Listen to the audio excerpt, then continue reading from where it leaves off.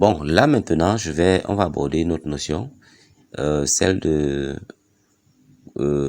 remplacer, convertir en fait un tableau comme celui-ci en texte. Comment convertir un tableau en texte? C'est-à-dire là, il est sous forme de tableau, mais on peut le convertir en texte. Donc l'enlever sous forme de tableau. Et vice versa, on peut avoir des éléments sous forme de texte qu'on peut convertir en tableau. Donc commençons déjà par voir ceci. Je veux le convertir en texte. Donc je vais prendre, je me mets dans le tableau. Je vais dans les outils de tableau, disposition. Ici, dans le groupe données, on voit convertir en texte. On peut lire le message qui est affiché. On dit convertir le tableau en texte régulier. Vous pouvez choisir le caractère de texte à utiliser pour séparer les colonnes. Donc je vais cliquer là et on a cette boîte de dialogue qui apparaît. Alors qu'est-ce que cette boîte de dialogue nous demande? En fait, il veut savoir comment séparer les différents éléments qui sont dans les cellules là. Est-ce qu'on va les séparer par des marques de paragraphe? Essayons pour voir. Et voilà ce que ça donne. Puisqu'on a séparé par des marques de paragraphe, ça signifie que chaque cellule restera dans son paragraphe. Donc c'est ça. Je vais rentrer en arrière.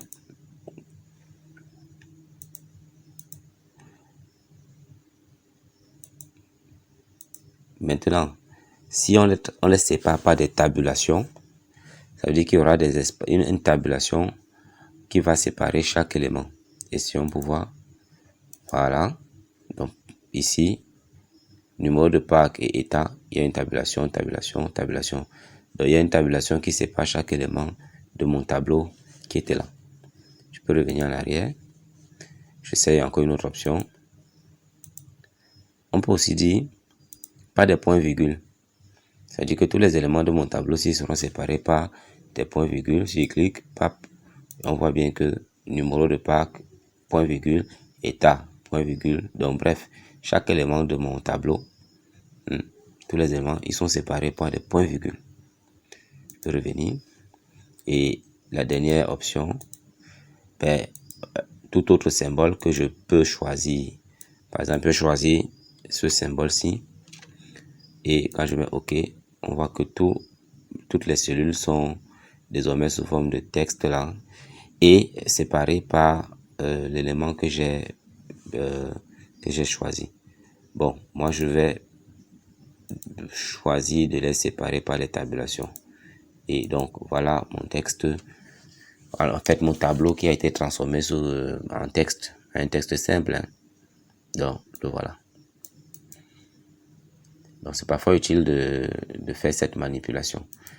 L'inverse aussi est faisable. Donc, on peut convertir un texte en tableau. Bon, je vais faire un exemple où il y a certaines informations que je vais entrer et on va voir comment transformer le texte que j'ai saisi en tableau.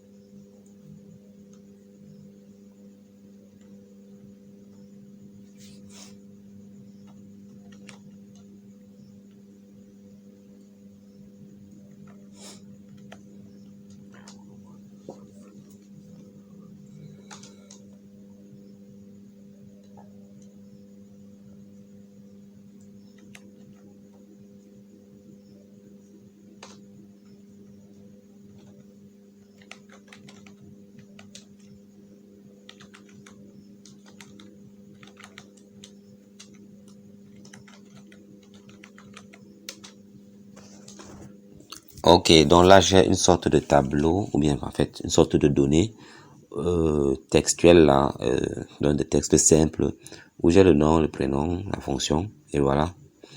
Donc, je vais vous transformer tout ceci sous forme de tableau. Donc je sélectionne là, et là je vais dans insertion, table, et ici on dit convertir le texte en tableau. Donc vous pouvez lire ce qui est écrit pour mieux comprendre. Lorsque je clique dessus, une boîte de dialogue apparaît. Alors on me dit taille du tableau, nombre de colonnes. Il voit une colonne, nombre de lignes, 4 lignes. Il a identifié le nombre de lignes. Pour moi, je veux 3 colonnes parce que je veux les noms, le prénom et les fonctions. Donc je vais dire je veux 3 colonnes. Et là, il dit que le nombre de lignes c'est 2.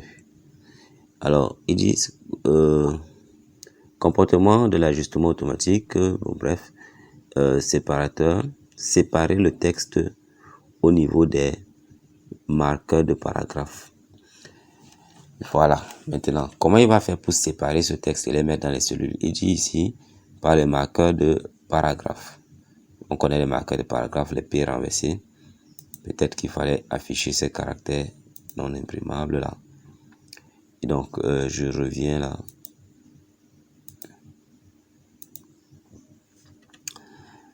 Ok, donc comme il a choisi les marques de paragraphe, c'est la raison pour laquelle il a choisi automatiquement un nombre de colonnes égal à 1.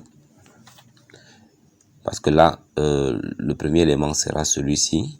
Voici la première marque de paragraphe. Deuxième élément, tout ça. Troisième, quatrième. Raison pour laquelle il a dit une colonne, 4 lignes. Bien, disons d'abord OK et regardons ce que ça fait. Voilà. Vous voyez qu'il a transformé mon texte en tableau d'une colonne et 4 lignes. Rentrons en arrière. Bon, refaisons la même chose là. Ok, mais demandons-lui plutôt de séparer au niveau des... soit on peut séparer au niveau des points-virgules. Là, il n'y a pas de point-virgule dans mon document. On peut séparer au niveau des tabulations. Là, il n'y a qu'une seule tabulation. Cette flèche-ci, c'est une tabulation. Ou alors, autre chose, moi, je vais lui dire de séparer au niveau des espaces, tout simplement. Voilà, et pour que ça marche bien, je vais supprimer cette tabulation-ci. Lorsqu'on affiche les caractères non imprimables, là, les pointes qui apparaissent entre les mots, en fait, ça marque un espace. Donc, je vais revenir là, je vais sélectionner mon tableau, en fait, mon paragraphe, en fait, mon texte. Je vais aller dans tableau, convertir en tableau. Et je vais dire qu'il sépare mon tableau partout il y a des espaces. Donc je me place bien là-dedans et je mets un espace. Donc automatiquement, il voit qu'il y a 4 colonnes possibles. On voit bien 1, 2, 3 là. Bon, il en voit 4. Et il voit aussi 4 lignes possibles. Je vais mettre OK. Et voilà ce qu'il me propose. Donc une colonne où il y a des noms, une autre où il y a des prénoms et une autre où il y a des fonctions. Et là, une colonne vide ici que je peux supprimer en sélectionnant, je clique droit, supprimer les colonnes. Donc voilà mon tableau. Bien. Qu'est-ce qu'on retient ici? On retient que lorsque nous manipulons, nous travaillons avec des tableaux, il y a la possibilité de transformer un texte simple en tableau. Et aussi la possibilité de transformer un tableau en texte simple. On a vu les différentes actions qu'il faut mener pour cela. Et toujours veiller dans les deux cas à bien choisir le caractère. En fait, à bien choisir, je sélectionne ça, à bien choisir l'élément qui va séparer le texte. En fait, le caractère au niveau duquel on va séparer le texte. Ou bien qu'on va utiliser pour séparer le texte. Donc on a vu ça dans ce sens-ci où on convertit le texte en tableau, mais également ça a été vu dans l'autre sens où on convertit la table en texte. Donc il faut toujours, on choisit toujours l'élément qui sépare qu'on va utiliser pour séparer le texte. Donc, il faut bien faire attention dans le choix de cet élément. Donc voilà comment on peut convertir un texte en tableau et un tableau en texte.